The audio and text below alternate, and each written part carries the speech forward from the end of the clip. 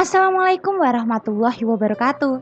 Hai sobat horor, kali ini aku bakal ngelanjutin cerita dari Korean 666 yang berjudul Sungai Kumbang. Gak usah basa-basi lagi, langsung aja kita mulai. 1 hari 2 malam loh nak kamu hilang. Yang ditemukan cuma motornya. Kebetulan ada yang mengambil air terus nampak kamu tidur di bawah pohon besar itu. Lanjut Mbah Jok menerangkan kepada Topik. Namun Topik hanya diam saja tidak menjawab. Pik, kok malah melamun anak ini? Kata Mbah Jok mengernyitkan dahinya. Pik, Pik, Pik. Panggil Pak Darmo mencoba menyadarkan Topik yang dikira hanya melamun.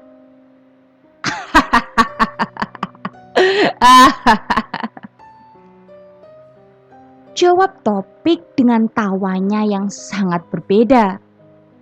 Loh, Pik, Pik, bangun nak. Jangan ngigau. Kata Pak Darmo menggoyang-goyangkan tubuh Topik. Usaha itu sia-sia.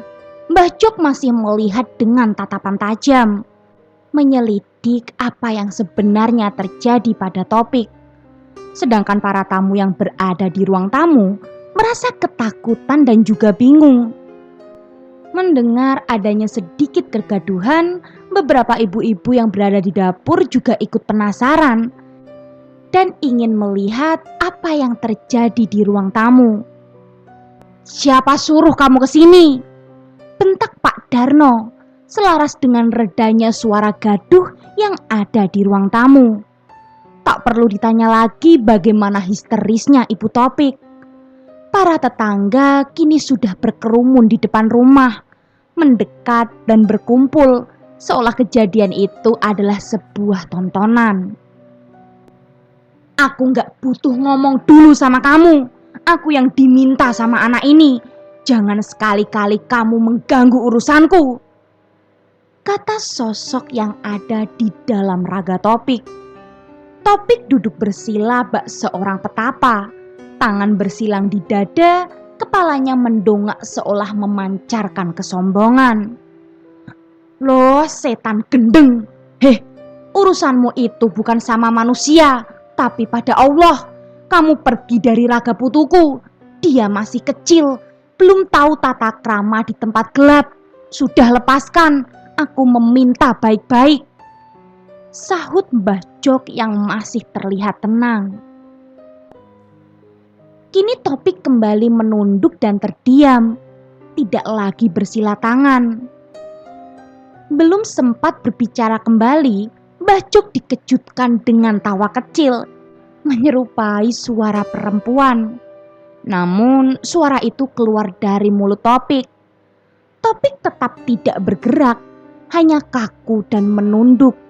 Namun tertawa sangat menyeramkan.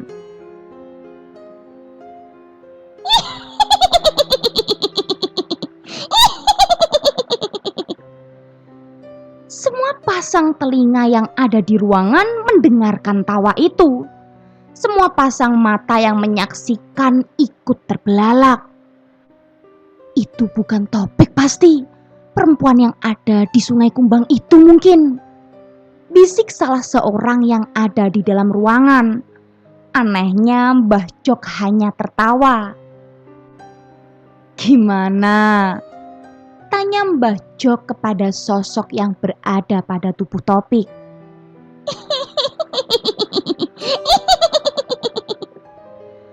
Sosok itu hanya menjawab dengan tertawa dari suara Topik yang lebih mengecil. Udah, gak usah ketawa. Ada apa? Tanya Mbah Jok dengan nada meninggi. Ini bukan urusanmu. Sahut sosok itu tidak kalah meninggi suaranya. Lah, ini kan cucuku. Kok gak ada urusannya denganku gimana? Kok malah bentak kamu di rumah orang? Kata Mbah Jok. Anak ini sendiri yang meminta aku ada di sini. Dia yang minta agar perempuannya mau dengannya. Jawab sosok yang ada pada tubuh topik itu dengan nada yang kini semakin merendah. Entah apa yang dilakukan Mbah Jok, ia hanya mendekat di depan topik, tidak terburu-buru. Pelan-pelan Mbah Jok mendekat, selaras dengan terdiamnya topik saat itu. Topik kembali mematung, tanpa ada suara yang keluar dari lisannya. Saat Mbah Jok mulai mendekat, Mbah Jok sempat menempatkan tangannya ke atas ubun-ubun topik. Mulut Mbah Jok komat-kamit, seolah sedang membaca mantra, yang entah apa itu. Suaranya tidak keluar, bahkan dalam keadaan hening sekalipun. Selepas Mbah Jok melepaskan tangannya dari kepala topik, ia memutar balik badannya.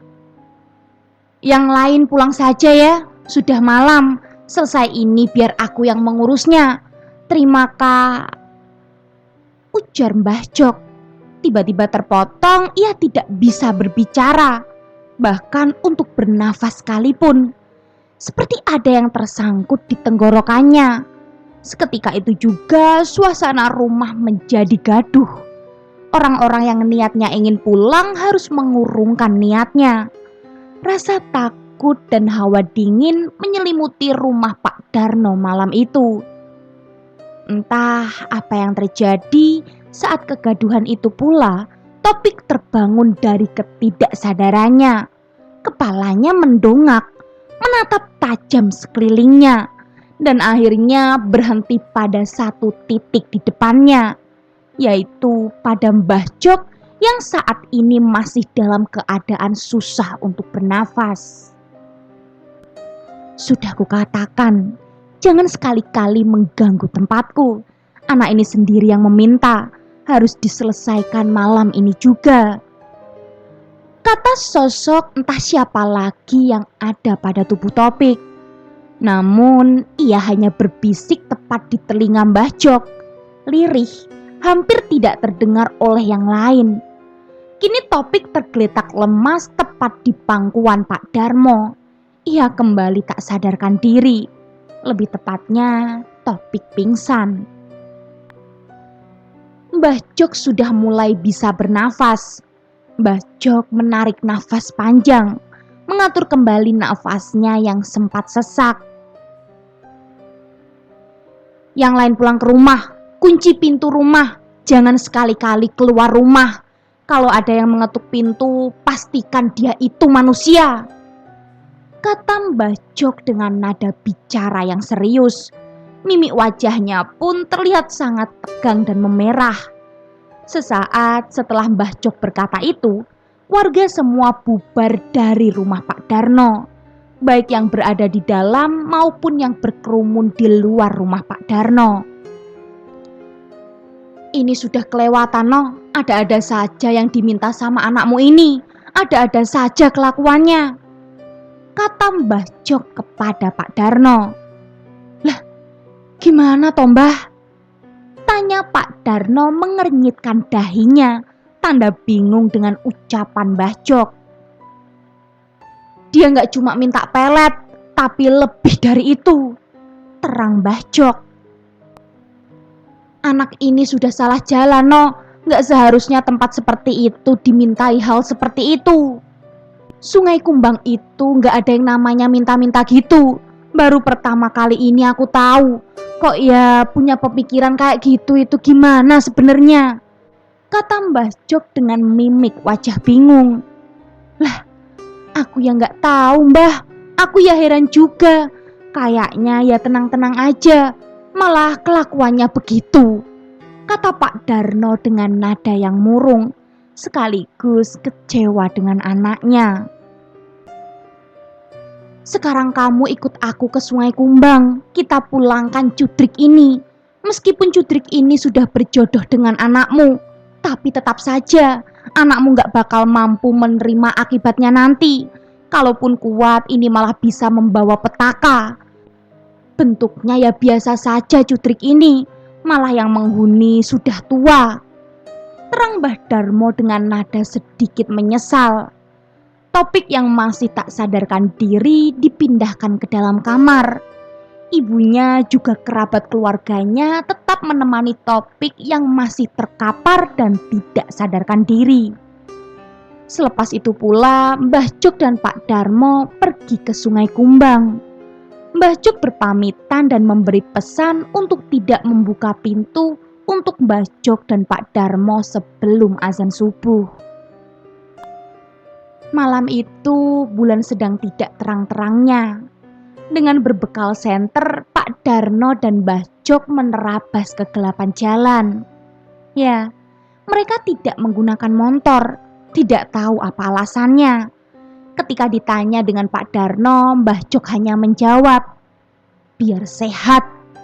Hanya itu yang keluar dari bibir keriputnya. Malam semakin malam. Pak Darno dan Mbah Jok juga tidak tahu sudah jam berapa saat itu. Angin semilir yang berhembus membuat badan semakin mendingin. Tidak hanya dingin, tapi juga bercampur dengan rasa panas. Itulah yang dirasakan oleh Pak Darno. Suasana semakin mencekam. Pikirnya kanan kiri yang terlihat hanya kebun teh. Tidak ada kendaraan yang melintas satupun, apalagi manusia, tidak sama sekali. Angin kembali berhembus dan kini berhembus dari belakang membuat bulu kuduk Pak Darno merinding. Mulai dari sekedar rasa dingin yang menusuk hingga menjadi rasa takut yang berselimut. Sesampainya di tempat tujuan yaitu Sungai Kumbang, yang terdengar hanya suara air yang mengalir dan jangkrik yang memecah kesunyian. Belum ada percakapan di antara mereka. Belum ada pula gangguan mistis yang menyambut kedua orang itu. Mbah Jok mengambil langkah menuju ke bawah pohon besar tepat di sebelah waduk itu. Saat Pak Darmo ingin mengikutinya, langkahnya tiba-tiba tertahan oleh apa yang sedang ia lihat dengan mata kepala Pak Darno. Gimana Sobat Horor? Penasaran kan dengan apa yang dilihat Pak Darno? Dan bagaimana kelanjutan topik setelah ini? Apakah topik akan selamat atau selamanya dia akan terkunci di Sungai Kumbang? Kalau gitu tunggu kelanjutan ceritanya dan jangan lupa nyalakan lonceng notifikasinya. Bye!